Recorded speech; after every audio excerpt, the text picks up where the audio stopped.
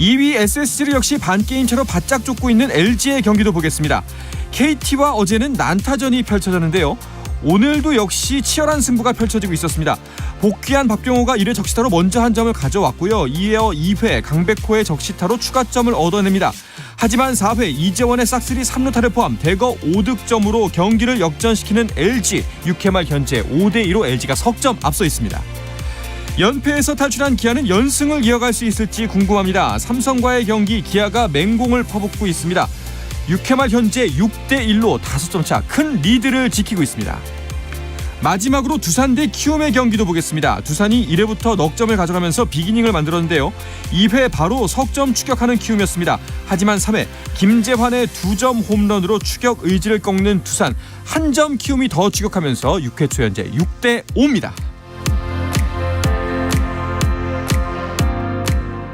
미국 메이저리그 피츠버그 파이리츠의 배지환이 무안타로 침묵했고 팀도 완패했습니다. 배지환은 볼티모어 오리올스와의 경기에 7번 타자 2루수로 선발 출전했지만 2타수 무안타 1볼넷에 그쳤고 안타를 기록하지 못한 배지환의 타율은 2할 3푼 9리로 하락했습니다. 피츠버그는 5안타 빈공에 허덕이며 0대4로 완패했습니다. 한편 샌디에고 파드리스의 김하성은 캔자스시티 로열스전에서 중견수 희생플라이를 기록했지만 팀은 4대5로 패했습니다. 이탈리아 세리아의 인터밀란이 유럽축구연맹 챔피언스리그 결승에 선착했습니다. 인터밀란은 준결승 2차전에서 AC밀란을 1대0으로 물리쳤는데요. 11일 1차전에서 2대0 승리를 거둔 인터밀란은 이로써 2차전 합계 3대0으로 앞서 결승에 선착했습니다. 인터밀란의 결승 상대는 내일 열리는 레알 마드리드와 맨체스터 시티의 경기에서 결정됩니다. 수뢰 혐의로 중국 공안의 조사를 받고 있는 축구 국가대표 손준호가 잘 버티고 있으니 걱정하지 말라고 전해왔습니다. 손준호 에이전트는 손준호가 영사와 약 1시간가량 면담했지만 사건 내용은 전혀 말하지 못했고 기본 안부 정도만 주고받았다며 손준호의 안색은 나쁘지 않았고 수갑이나 포승줄 없이 자유로운 몸 상태였다고 덧붙였습니다. 한편 손준호의 소속팀 중공 프로축구 산동구단은 새 사령탑으로 최강희 감독을 선임했습니다. 계약 기간 등 세부 사항은 공개하지 않았습니다.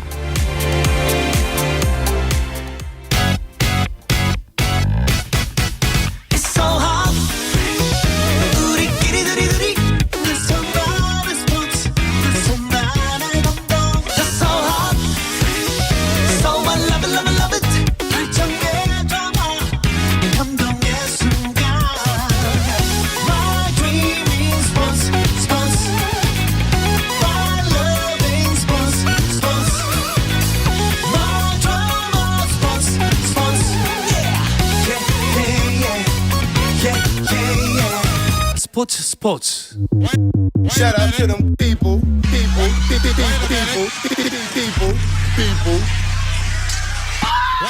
You can catch me. 수요일 저녁에는 농구 이야기와 함께하고 있죠. 다양한 농구 이야기를 전하는 주간 농구 시간입니다. 손대범 농구 전문 기자, 조현일 해설위원, 배우 겸 해설위원님 박재민 씨와 함께합니다. 세 분 어서 오십시오. 안녕하십니까. 반갑습니다. 일단은 손대범 기자에게 한마디 하겠습니다. 오 레이커스. 자, 미국 프로농구 NBA 컨퍼런스 파이널에 돌입했습니다. 레이커스가 올라갔죠? 네, 골든 스테이트 워리어스를 4승 2패로 네. 꺾고 7위 팀으로 최초로 컨퍼런스 파이널에 올라갔습니다. 네, 정말 파이널보다 더 인기가 많았던 컨퍼런스 준결승이었죠. 그렇죠. 네. 자, 오늘 이제 그 컨퍼런스 파이널 첫 번째 경기가 펼쳐졌습니다. 덴버 대 레이커스 경기를 시작으로 이제 파이널에 돌입을 했는데요. 일단 컨퍼런스 파이널이라고 하면은 양대 컨퍼런스의 우승팀을 가리는 대결이잖아요. 그렇죠. 네, 그렇죠. 동부와 서부로 이제 NBA를 나눠 있는데 크게 보시면 이제 4강전이라고 보시면 되고요. 그리고 이 컨퍼런스에서 우승한 팀은 이제 동부 우승, 서부 우승이라는 타이틀이 주어집니다. 네. 그리고 7전 4선승제고 또 컨퍼런스 결승은 휴식이 하루밖에 없거든요. 네, 그렇기 때문에 이제 동서부가 번갈아서 열리게 되고 그렇게 되면 이제 최대 14일 동안은 최소 NBA가 한 경기씩 열리게 됩니다. 네, 이것도 좀 대단한 성적이라고 봐야 되는 게 우리가 2002년 월드컵을 얘기를 할 때 대한민국이 4강이었잖아요. 그렇죠.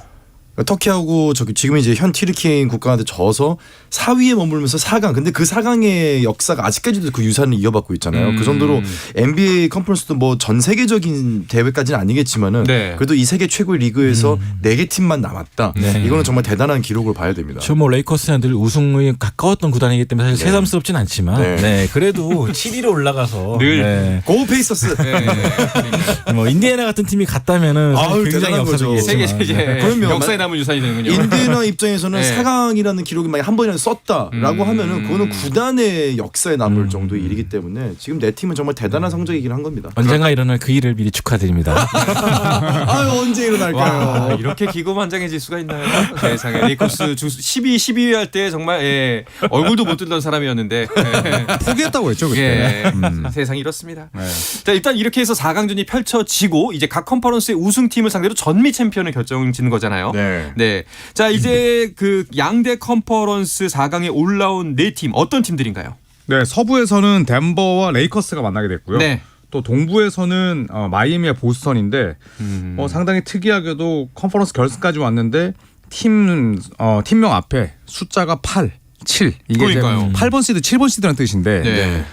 동시에 양대 컨퍼런스 결승에서 이런 하위 시드가 올라온 경우가 거의 없거든요. 그렇습니다. 제가 그래서, 알기로는 지금 7위와 8위가 양대 컨퍼런스 결승에 올라간 거는 NBA 역사상 처음이고 그렇습니다. 재밌는 게 1위와 2위가 있고요. 7위와 8위가 있습니다. 네. 플레이오프가 양대 컨퍼런스에서 이제 1위부터 8위까지 올라가기 때문에 정말 1, 2등과 꼴찌 1, 2등이 다 있다는 굉장히 재밌는 상황이 펼쳐지고 있죠. 그렇습니다. 자 레이커스가 7번 시드였고요. 히트가 이제 8번 시드였습니다. 네. 참 이것도 굉장히 놀라운 결과가 아닌데 이런 걸 보면은 정작 플레이오프에서는 그 시즌 성적은 크게 중요하진 않다라는 네. 또 반증이기도 하네요. 두 팀 같은 경우 또 플레인 토너먼트 한 경기씩을 더 치르고 올라왔기 때문에 네. 더 힘들 수밖에 없는데 뭐 그만큼 이번 시즌이 1위부터 8위까지 촘촘했고 또 이 팀들 같은 경우는 경험도 많고 또 슈퍼스타를 보유하면서 또 이렇게 위기를 잘 넘겨왔다는 점에서 좀 차이점이 있는 것 같습니다. 솔직하게 한번 여쭤볼게요. 레이커스가 여기까지 올 거라고 예측하셨습니까? 전 정말 고마운 일이라 생각합니다. 그저 감사할 뿐. 질문에 대한 답이 아니지 않나요? 네. 그러니까 솔직하게 인정하시죠. 기대도 안 했죠. 플레이오프 못 간다고 네, 하셨잖아요. 저는 플레이오프 갈 거라 생각도 안 했는데 생각보다 사람이 그래도 이기적인 게 제가 네. 파이널 가면 어떡하지 하면서 LA 여행 티켓을 좀 알아보고 있더라고요. 진짜 손내발이 정말. 네. 알겠습니다. 반면에 이제 덴버하고 보스턴은 이제 올라올 팀이 올라왔다. 뭐 이렇게 봐도 무방하겠죠? 네, 뭐 덴버 너게츠는 부상자 2명의 복귀로 인해서 뭐 애초에 우승 후보였어요. 네, 그리고 서부 컨퍼런스 1번 시드를 차지했고 이 보스턴 셀틱스도 살아남았습니다. 특히나 세미파이널에서 필라델피아에게 2대 3으로 밀렸거든요. 네. 네, 나머지 2경기를 잡아내면서 결국 2년 연속 동부 컨퍼런스 파이널에 진출했습니다. 자 이렇게 서부는 덴버 대 레이커스, 동부는 마이애미 대 보스턴의 대결로 컨퍼런스 파이널 대진이 결정이 됐습니다. 오늘 이제 덴버 대 레이커스 1차전 펼쳐졌죠. 결과가 나왔습니다. 네, 덴버 홈에서 열렸는데요. 132대 126으로 덴버 너게츠가 먼저 승리를 가져갔습니다. 뭐 오늘은 니콜라 요키치 선수의 위력이 또 발휘가 된 날이었죠. 34득점에 리바운드 21개, 어시스트 14개로 말 그대로 요키치다운 활약을 보여줬고 또 오늘 저말 머레이 선수가 폭발했습니다. 31득점을 기록하면서 또 레이커스 추격을 떨쳐냈습니다. 네. 4쿼터에는 레이커스가 무섭게 점수를 좁히기도 했잖아요. 그렇죠. 네, 그렇죠. 특히나 이제 작은 라인업을 포기하면서 이 일본인 선수죠. 루이 하치무라를 라인업에 포함을 시켰고요. 그리고 요키치에게 3쿼터까지만 많은 점수를 허용했었는데 니콜라 요키치를 틀어막으면서 한때 3점 차이까지 줄이기도 했습니다. 네. 자, 하지만 동점을 노렸던 이 르브론 제임스의 3점이 빗나갔고 이후에 덴버 너게츠가 얻어낸 자유투를 차곡차곡 넣으면서 결국 덴버 너게츠가 승리를 차지했습니다. 자 오늘 경기 일단은 레이커스의 패인을 어디서 찾아야 할까요? 뭐 요키치 봉쇄를 1, 2, 3쿼터를 좀 내버려뒀다는 게 가장 큰 패인일까요? 일단은 뭐 요키치 선수를 못 막은 것도 있고요. 네. 물론 이제 앤서니 데이비스도 40득점을 기록하긴 했지만 네. 전체적으로 봤을 때 초반에 기세를 잡는 데 있어 요키치의 역할이 되게 컸고요. 그렇죠. 네, 또 1쿼터의 점수차의 격차를 사실은 4쿼터에 많이 따라잡긴 했지만은 만약에 1쿼터 때 그 정도로 벌어지지 않았더라면은 또 양상이 달라졌을 수도 네, 있죠. 쫓아가면서 힘을 또 많이 뺐고 또 리바운드 싸움에서 거의 17개 차이가 났기 때문에 네. 사실 컨퍼런스 파이널 같은 중요한 무대에서 리바운드가 이 정도 차이 나면서 이기기는 쉽지 않거든요. 네. 아마 그런 부분이 좀 숙제로 남은 것 같습니다. 이제 그 이런 단기전 승부에서 늘 항상 1차전이 굉장히 중요하다고 얘기들을 많이 하잖아요. 네. 오늘 경기를 보면서 이제 앞으로 펼쳐질 내용들을 뭐 약간이나마 예측을 해볼 수가 있을 것 같은데 세 분께서는 이 덴버와 레이커스의 대결 어떻게 펼쳐질 것 같나요? 근데 르브론이 역대 플레이오프 경기를 보면 1차전을 빼앗기고 시리즈를 가져간 경우가 굉장히 많아요. 거의 대표적인 그런 업셋에 네. 강했던 선수이기 때문에 오늘의 1차전이 저는 르브론한테 그렇게 큰 타격이 있을까? 역사적으로 르브론의 커리어를 볼 때 그런 면을 봤을 때는 덴버가 오늘 경기를 이기긴 했지만은 또 뭐 버블에서 코로나 기간 동안 진행됐던 플레이오프 컨퍼런스 파이널에서는 레이커스에게 패배했던 경험이 있기 때문에 아마 덴버도 절대로 오늘의 1승을 만족스러워하지는 않을 것 같아요. 아직까지 경기는 끝나지 않았다라고 느끼고 있을 것 같습니다. 네. 다른 두 분은 어떠세요? 저는 덴버가 그냥 유리한 입장에 섰다고 봅니다. 일단은 레이커스 입장에서는 그동안 1라운드, 2라운드는 원정에서 먼저 첫 승을 거두고 약간 여유 있는 상태에서 시리즈를 했다면은 그랬죠. 이번에는 좀 많은 걸 쏟아붓고 1차전을 졌기 때문에 약간 조금 밀리는 입장이 됐고요. 반면에 덴버는 2년 전에 박재민 의원이 말했던 그 코로나 때 버블 시리즈와 다른 점이 있다면은 마이클 포터 주니어도 건강하고 저말 머레이도 건강하거든요. 부상이 없죠. 네, 그런 면에서 봤을 때 레이커스 행군 여기까지다. 네, 덴버가 4승 1패로 이기지 않을까. 와 4승 1패로 나름 굉장히 박하게 또 평가하시네요. 네, 좀 객관적일 때 굉장히 객관적입니다. 아 그럴 때 네. 그럴 때가 있군요. 알겠습니다. 조현희 위원은요? 저는 레이커스가 2차전을 잡을 가능성이 있다고 봐서 네, 저는 최종적으로 레이커스가 선전할 것이고 뭐 6차전 끝에 레이커스가 뒤진다고 봅니다. 4대2로. 네, 오늘 그래도 레이커스가 후반에 보여줬던 그 저력을 한번 믿어보겠습니다. 알겠습니다. 이 세 분의 예상 어떻게 흘러갈지 한번 지켜보도록 하겠습니다. 자, 내일은 동부 쪽에서 컨퍼런스 파이널 1차전이 펼쳐집니다. 네, 이제 8번 시드에 반란을 일으키고 있는 마이애미가 보스턴을 찾아서 1차전을 시작하는데 뭐 보스턴 입장에서는 필라델피아와 7차전까지 가긴 했지만 네. 뭐 홈에서 계속 경기를 치러왔기 때문에 또 젊은 팀이고 그래서 좀 에너지가 좀 여전히 넘치지 않을까 생각하고 있습니다. 내일 경기는 어떻게 될 것 같은가요? 우선 마이애미가 뭐 지금 8번 시리의 기적을 보여주고는 있지만 지금 타일러 히로라는 3옵션이 빠졌습니다. 네. 그리고 또 보스턴 셀틱스가 지난 시즌 파이널까지 진출했던 그 전력을 고스란히 유지하고 있고 또 거기다가 지난 시즌에 보스턴의 약점이 벤치였는데 올해 식스맨상 받았던 말콤 브록던이 플레이오프에서 잘해주고 있거든요. 네. 그래서 내일은 벤치 싸움에서 보스턴이 이기면서 무난하게 홈코트 이점을 활용하지 않을까 예상해 보겠습니다. 네. 자, 이제 시즌을 마친 팀들은 뭐 팀 재정비에 나섰을 텐데 유독 이제 감독 교체에 대한 이야기들이 많이 나오고 있습니다. 필라델피아가 일단 닥 리버스 감독을 경질을 했네요. 네, 일단 3년 연속 2라운드 탈락에 불명예를 쓴 닥 리버스 감독이 결국에 또 짐을 싸게 됐습니다. 네. 리버스 감독은 이번에도 시리즈를 앞서고 있다가 역전패를 당했기 때문에 사실 이 결과를 피하지 못했던 것 같습니다. 그러니까 뭐 이름처럼 리버스 계속 네. 당하고 있다. 뭐 이런 네. 얘기까지 나오는데 왜 이런 결과가 자꾸 나오는 걸까요? 글쎄요, 뭐 사실 닥 리버스 감독은 NBA를 대표하는 명장입니다. 네. 2008년에 보스턴 셀틱스 우승을 우승을 했고. 이끌었고 이후에도 준결승. 거의 쉰 적이 없어요. 네, 준우승까지 했었죠. 네, 거의 쉰 적이 없을 만큼 뭐 많은 팀들이 이제 러브콜을 보내는데 뭐 결국 본인의 역량 부족 아닐까. 왜냐하면 1승 3패에서 3번 뒤집힌 유일한 감독이고 네. 2승 3패에서도 4번 뒤집혔거든요. 네, 그러니까 이 철자는 다르지만 어쨌든 뭐 본인 이름대로 가고 있다. 철자 바꿔야겠네요. 네, 그런데 또 이번에 감독을 경질한 구단이 많기 때문에 닥 리버스 감독은 금세 또 취업할 것 같아요. 그러니까 이 닭이라는 단어가 DOC 이게 닥터의 준말이잖아요. 네. 닥터가 뭡니까? 박사 아니겠습니까? 네. 그러니까 리버스로 가는 데 있어서는 박사다. 네, 그러니까 약간 그런 좀 우스갯소리가 나올 수밖에 없을 정도로 플레이오프에서의 커리어는 정말 너무 아쉬운 아마 상처로 남아 있을 것 같아요. 참 신기하네요. 네.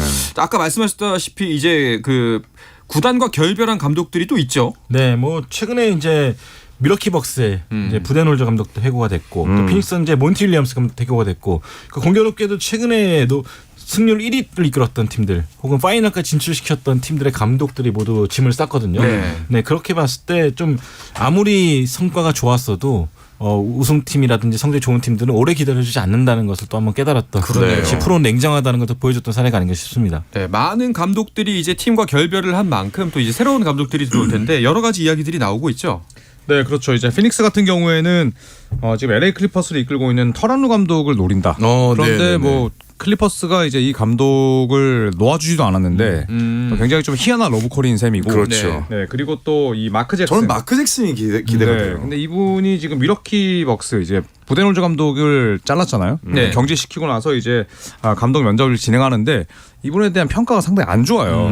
해설자로서. 예. 네. 그러니까 해설자로서는 괜찮지만 이제 감독으로서. 감독으로서 안 좋죠. 수장으로서 네, 그래서 미러키는 2년 전에 팀을 우승으로 이끌었던 감독을 자르고 경질시키고 왜 마크 잭슨과 면접을 하는 거지라는 생각이 좀 들긴 합니다. 사실 마크 잭슨 감독하면은 이제 조금 모르실 수도 있는데 그 스테판 커리를 중심으로 한 3점 슛 팀. 네. 그러니까 정말 이제 궁사 팀의 컨셉을 처음 잡았던 게 마크 잭슨이거든요. 그 다음 스티브 커 감독이 와가지고 스테픈 커리를 비롯해서 뭐 톰슨이라든지 이런 선수들로 성공을 시켰지만 사실 그 시발점에는 마크 잭슨이라고 하는 인디애나 페이서스 출신의 가드가 있었거든요. 네. 근데 이 감독이 결국 큰 그림 못 그리고 떠났던 게 감독으로서 명망이 안 좋았기 때문에 큰 그림을 그리고 못 끝내고 갔었거든요. 네.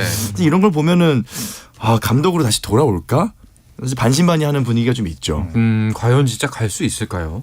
뭐 본인 입장에서는 그런 뭐 오명 혹은 이제 본인의 안 좋은 평판을 좀 리버스 시키고 싶은 얘기고 욕심이 있을 수도 있겠죠. 그 연봉이 좀 차이가 나죠. 감독이 훨씬 낫죠. 네. 자 그리고 이 와중에 휴스턴은 그 사생활 논란이 있었던 그 우도카 감독을 새 감독으로 선임했네요. 네, 보스턴 셀틱스를 뭐 아주 우수한 성적으로 이끌어긴 했지만 또 사생활에서 큰 문제를 낳으면서 보스턴에서 또 떠났던 이메 우도카 감독이 휴스턴 로켓츠에 취임을 했습니다. 일단 감독으로서 역량 자체는 뭐 짧은 커리어였지만 굉장히 높은 평가를 받았기 때문에 네. 이 젊은 선수들이 많은 휴스턴을 또 어떻게 살려갈지 또 기대가 됩니다. 알겠습니다. 자, 이 밖에도 NBA에서는 시즌 정리하는 이맘때 늘 그랬던 것처럼 여러 순위들이 발표되고 있는데요. 이 이야기는 잠시 쉬었다가 와서 자세하게 나누도록 하겠습니다. KBS 일라디오의 모든 프로그램은 유튜브로도 함께 하실 수 있다는 거 잘 알고 계시죠? 물론 한상원의 스포츠도 유튜브에서 보실 수가 있습니다. 많은 관심 부탁드리겠습니다.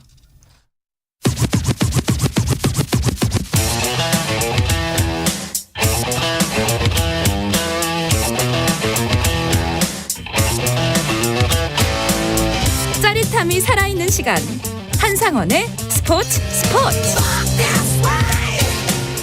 수요일 저녁에 농구 이야기 주간 농구 듣고 계십니다. 손대범 농구 전문 기자 조현일 해설위원 배우 겸 해설위원인 박재민 씨와 함께하고 있습니다. 자, NBA가 2022-2023 정규 시즌 올 NBA 팀 명단을 발표를 했습니다. 네, NBA는 매 시즌마다 이제 포지션을 고려해서 해당 시즌 최고의 활약을 펼친 선수 15명이 포함된 올 NBA 팀을 발표합니다. 네. 뭐 퍼스트, 세컨드, 서드 팀으로 분류가 되는데 뭐 퍼스트 팀은 사실상 뭐 우리나라 말로 하면 뭐 시즌 베스트 5라고 할 수 있겠죠. 일진. 네. 네. 네. 맞죠? 일진, 이진, 삼진입니다. 네. 네. 야니스 아테토쿤보, 제이슨 테이텀, 조엘 엠비드, 셰이 길저스 알렉산더, 루카 돈치치가 이제 퍼스트 팀에 이름 올렸습니다. 네. 아데토쿤보 같은 경우에는 만장일치였다면서요? 네, 그렇죠. 그렇습니다. 기자단과 빠질 수가 방송인들로 구성된 100명의 패널에게 모두 표를 받았는데 뭐 올 시즌 기록 자체가 평균 31.1득점, 리바운드 11.8개, 어시스트 5.7개였고요. 지난 5년 연속 이제 올 NBA 퍼스트 팀 수상을 했는데 5년 연속 만장일치였거든요. 네. NBA 역사상 처음 있는 일이었습니다. 야, 대단하네요. 자, 그리고 이 퍼스트 팀의 눈에 띄는 이름이 바로 엠비드입니다. 네, 정규리그 MVP였죠. 네. 엠비드. 87표를 받아가지고 니콜라 요키치를 제치면서 올 NBA 팀에 선정이 됐습니다. 뭐 사실상 본인 입장에서 봤을 때는 그토록 원했던 MVP와 퍼스트 팀 다 이뤘다 볼 수 있겠는데 팀 성적이 좀 따라주지 않으면서 좀 마무리가 좀 아쉽게 됐고요. 뭐 요키치는 퍼스트 팀에서 밀렸지만 역시나 세컨드 팀에 이름을 올렸습니다. 네. 자, 그러면 이제 퍼스트 팀에 요키치도 없고 네. 르브론도 없고 네. 커리도 없는 거잖아요. 그렇죠. 지금 이 5명의 이름을 보면은 르브론과 커리가 없는 것은 사실 이제는 조금 뭐 그렇게 생소하지 않은 어떻게 보면은 이들은 퍼스트 팀보다는 세컨드나 서드에 이제 어울릴 수밖에 없는 경력이 되었고요. 네. 그렇죠. 요키치가 없는 것은 엔비드가 그만큼 좀 서력을 했다라고 네. 느낄 수 있는 부분인 것 같아요. 알겠습니다. 뭐 르브론은 그래도 서드 팀에 이름을 올리면서 그렇죠. 19년 연속으로 올 19년 NBA 팀에 올라갔는데 네. 커리는 세컨드 팀에 있고요. 사실 저는 이거는 관성이 약간 작용하지 않았나 생각이 듭니다. 네. 르브론 제임스가 아파서 신경기도 많았기 때문에 네. 올해는 네. 사실 뭐 이 정도까지는 아닌데 네. 라는 생각이 들 수도 있겠네요. 세컨드와 서드 팀은 어떤 선수들로 구성이 되는지도 소개를 해주시죠. 네. 세컨드 팀은 요키치, 그리고 도노반 미첼, 스테픈 커리, 지미 버틀러, 제일런 브라운으로 구성이 됐고요. 네. 그리고 서드 팀은 사크라멘토를 오랜만에 플레이오프로 이끈 도만타스 사보니스, 디에런 팍스 콤비, 그리고 포틀랜드의 데미안 릴라드, 또 뉴욕 닉스의 줄리어스 랜들, 그리고 르브론 제임스가 뽑혔습니다. 그렇군요. 자, 그리고 NBA에게 또 다른 소식이 하나 있는데요. 이 친구는 어떡하나요? 이 자모란트는 그러게요. 예, 이 또 사고를 쳤습니다. 뭐 총기 영상이 또 공개가 됐다고요? 네, 2달 만에 또 SNS에서 총을 자랑했어요. 네, 그래서 3월에 이 총기 소지 영상이 공개되면서 지탄을 받았고 또 리그 사무국으로부터 8경기 출전 정지 징계를 받았습니다. 네. 그런데 또 얼마 지나지 않아서 네. 2달 만에 또 SNS에서 또 총을 꺼냈거든요. 친구 SNS 라이브 네. 중에 차 안에서 조수석에서 총을 꺼냈는데 네. 이 친구가 놀래서 급하게 화면을 넘겼어요. 근데 너무 많은 사람이 실시간을 보고 있었고 문제는 이게 불법 행위건 아니건 중요하지 않습니다. 일단 윤리적으로 NBA에서 정하고 있는 그 윤리 강령을 어겼기 때문에 아마 사무국에서는 최고 수준의 징계가 이루어지지 않을까. 네. 또 처음이 아니고. 아니 이번에 그 유튜브에서 이제 NBA 영상들을 보다 보니까 이제 자모란트 소개 영상이 나오면서 갱스터 호소인이라고 그러더라고요. 갱스터 호소인. 그다음에 이제 포인트 가드인데 총을 이제 지칭하는 슈팅 가드. 네. 그다음에 이제 자모란트가 아니라 이 정도면 모자라다. 모자란트. 뭐 그래서 이런 게 지금 많죠. 대만 리그에서 뛰고 있는 드와이트 하우드가 네. 공개적으로 구애를 했죠. 대만 리그로 와. 이제는 너는 너 여기다. NBA에서는 못 뛸 것 같으니 앞으로. 이게 왜 그러는 걸까요? 그러니까 단단히 좀 애매한 게 이 선수가 또 잘할 때 되게 평안한 가정에서 중산층에 잘 배우고 자랐는데 이제 와가지고 이렇게 갱스터 놀이를 한다는 게 좀 이해가 안 가요 사실은. 네, 참 이해할 수가 없습니다. 그래서 근데 이게 지금 첫 번째 있던 일도 아니고 그렇죠. 여러 사고가 있었기 때문에 이번에는 아마도 중징계를 받지 않을까 싶은데요. 가중 처벌될 것 같아요. 왜냐하면 애덤 실버 총재도 굉장히 경로했거든요. 네. 그리고 지금은 엄연히 자숙식이고 그런데 이제 똑같은 뭐 실수가 아니죠. 이런 행위를 반복했다는 건 결국 NBA 브랜드에 아주 나쁜 영향을 미칩니다. 네. 그리고 NBA 사무국이 총기에 대해서는 엄청나게 엄격하게 대했었거든요. 그래서 예전에 뭐 다른 이야기긴 하지만 라커룸에 몰래 총 들고 나와서 서로 그렇죠. 총구 겨눈 사건이 있었어요. 네, 네. 그 선수들 다 아예 퇴출시켜 영구 버렸어요. 퇴출됐죠. 네. 근데 지금 시즌 한 절반 정도, 뭐 40경기, 42경기 정도 징계를 내릴 것이다라는 네. 예, 그런 이야기가 나오고 있어요. 맞아요. 제가 봤던 보도도 한 50경기 정도 징계를 엄청나게 주셨어요. 크죠. 엄청난 굉장히 거죠. 큰 겁니다. 그 정도면. 거의 뭐 한 시즌 쉬는 거죠, 뭐. 그렇죠. 그러면 네. 선수 입장에서는 수백억이 날아가는 네. 상황이기 저희가 때문에. 지금 그 퍼스트 팀, 세컨드 팀 이야기할 때 모란트가 없었잖아요. 네. 근데 이거는 총 때문이에요. 네. 활약상만 놓고 보면 자모란트는 뽑히고도 남았어야 됐어요. 그렇죠. 네. 이게 참 뭐 NBA도 사람 사는 곳이니까 사고 치는 사람도 있고 뭐 많았었는데 총기 때문에 유독 이렇게 막 속 썩이는 사람도 처음인 것 같아요. 그렇죠. 예. 최근에 없었는데 자모란트가 네. 계속해서 이제 이런 사건의 주인공이 되고 있네요. 알겠습니다. 자, 그리고 NBA는 그 벌써 신인 드래프트 시기에 대한 이야기가 나오네요. 그 순번이 정해졌다는 소식이 있네요. 네, 네. 오늘 이제 오전에 신인 드래프트 순번 추첨식이 있었죠. 네. 근데 전체 1순위로 샌안토니오 스퍼스가 또 지명권을 갖게 되었습니다. 네. 아마 올 시즌 드래프트는 웬반야마 드래프트라고 평가해도 과언이 아닌데요. 뭐 이 선수가 어느 팀에 가냐가 제일 중요했던 시기였는데 네. 뭐 샌안토니오 스퍼스가 1순위를 잡으면서 다음 시즌은 이제 웬반야마가 샌안토니오 유니폼을 입는 게 기정사실화 됐습니다. 그러니까 아예 기사가 자체가 이렇게 떴네요. 네. 웬바냐마 그 뭐야 샌안토니오 행. 네. 센바냐마라고 지금 네. 부르더라고요. 예, 네. 그렇군요. 근데 이 선수가 이제 내년에 만약에 들어온다면 물론 루크이기 때문에 변수는 있겠습니다만 어떤 변화가 있을지도 참 궁금합니다. 네, 뭐 다치지만 않는다면 네. 팔을 뻗은 이 윙스팬이 2m 43cm거든요. 그러니까 진짜 뭐 쉽게 우리 인간의 신체로는 상상할 수 없는 네. 그렇죠. 그런 스펙을 가지고 있고 키가 2m 23? 네, 네. 2m 24 서서 맨발로. 팔을 뻗으면 2m 90 몇이 나와요. 네. 그러니까 이제 손가락까지 피면은 이제 발 좀만 들면 림이 잡혀요. 거의 3m 죠. 아니 약간 그 탁구대보다 더 긴 거 아닌가요? 그렇죠. 예, 윙스팬 자체가. 그러니까 예. 하승진 선수랑 이게 혼자서 탁구 칠 수 있는 거잖아요. 그렇죠. 예. 하승진 선수에 준하는 키에 예. 뭐 거의 NBA 평균 속도의 달리기 주력에 슈팅 가드 수준의 슈팅 능력에 커리처럼 드리블하고. 네. 드리블도 좋더라고요. 예. 네. 알겠습니다. 기대가 됩니다. 자, 이어서 국내 농구 소식도 살펴보겠습니다. 선수 이동이 활발하게 이루어지는 분위기인데요. 오늘도 눈길을 모은 뉴스가 하나 나왔죠? 네, 이번 시즌 KBL FA가 정말 재밌습니다. 오늘은 이제 KG 신성공사를 우승으로 이끌었던 최우수 선수, 수비수 선수였던 문성곤 선수가 KGC를 떠나서 KT와 계약을 했다는 소식이 들렸습니다. 계약 기간 5년이고 첫 해 보수는 총액 7억 8천만 원에 계약을 했다고 뉴스가 났습니다. 네, KT 전력이 크게 강화가 되겠네요. 그렇죠. 뭐 KT는 사실 이제 뭐 허운 선수도 있었고 그동안 또 양홍석 선수도 있었는데 좀 뭔가 이제 끈적한 수비수가 없었거든요. 네, 그리고 또 이번 코칭 스태프도 이제 송영진 감독 젊은 지도자로 바뀌었기 때문에 이 문성곤 선수가 가지고 있는 뭐 비록 플레이오프에서 터지지 않았지만 외곽 능력 그리고 수비력이 이 KT에 좀 새바람을 불러 일으키지 않을까 생각합니다. 네. 자, 그리고 다른 대학급 선수들의 계약 소식은 아직은 없죠. 네, 아직까지는 네. 뭐 오색은 최준용, 양홍석 선수가 시장이 풀리긴 했지만 아직까지 소식이 없습니다. 근데 계속해서 새로운 팀도 만나보면서 협상을 이어가고 있다고 하는데 일단 선수가 자율적으로 협상할 수 있는 기간이 22일까지이기 때문에 며칠 안 남았어요. 네, 기다려봐야 될 것 같습니다. 네. 자, 그리고 또 어떤 이적들이 눈길을 모았죠? 네, 이 최성훈 선수 SK에서 아주 좋은 활약 펼쳤던 선수죠. 그렇죠. 네, KGC와 새로운 계약을 맺었습니다. 와. 네, 4억 원을 받게 됐고요. 그리고 DB는 김영현 선수를 데려왔고 또 서민수 선수가 DB로 컴백을 했습니다. 네, 그리고 또 이 KCC는 이호연 선수를 데려왔고 네. 지난 시즌 서울 삼성에서 활약을 했던 선수고 배병준 선수는 KGC에 잔류했거든요. 네. 자, 그래서 KGC가 일단 문성훈 선수를 놓쳤는데 배병준 선수는 일단 집토끼로서 잡았습니다. 네.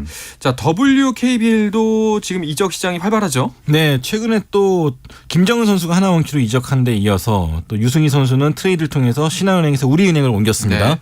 우리은행은 트레이드를 한 번 더 단행했었는데 삼성생명과의 트레이드로 또 삼성생명에서 식스맨으로 쏠쏠히 기용됐던 이명관 선수를 영입했습니다. 네. 자, 그런가 하면은 여자 농구 대표팀은 아시아컵 준비에 돌입을 했네요. 그렇죠. 예. 박주 네. 선수가 돌아왔죠. 네. 그렇죠. 아시아컵 데뷔 훈련에 돌입했는데 자, 오는 6월에 이제 피바 아시아컵을 준비하게 됩니다. 네, 그리고 라트비아 전지 훈련을 떠나게 되는데 4위 이내에 들어야 또 파리올림픽 최종 예선 출전 자격을 얻기 때문에 상당히 또 중요한 대회일 수밖에 없겠고 네. 또 뭐 여자 프로농구는 꾸준히 올림픽에 출전을 했잖아요. 뭐 네. 남자 대표팀과 다르게 그렇기 때문에 이 박지수 선수의 컴백과 더불어서 또 한 번 우리 여랑이 팀의 매력을 볼 수 있기를 또 기대해 뭐 보겠습니다. 이번 피바 아시아컵에서 4위 안에 드는 거는 큰 무리는 없어 보이나요? 네, 일단은 조별 예선에서 뭐 뉴질랜드라든지 그런 강팀과 잡히지 않았기 때문에 조별 예선에서 그래도 성적만 잘 난다면은 충분히 올라가지 않을까 싶습니다. 알겠습니다. 여자농구 대표팀의 선전 기원하겠습니다. 자, 이야기를 끝으로 이번 주 주간 농구는 마치겠습니다. 손대범 기자, 조현일 해설위원, 배우 겸 해설위원인 박재민 씨, 오늘도 세 분 고맙습니다. 감사합니다.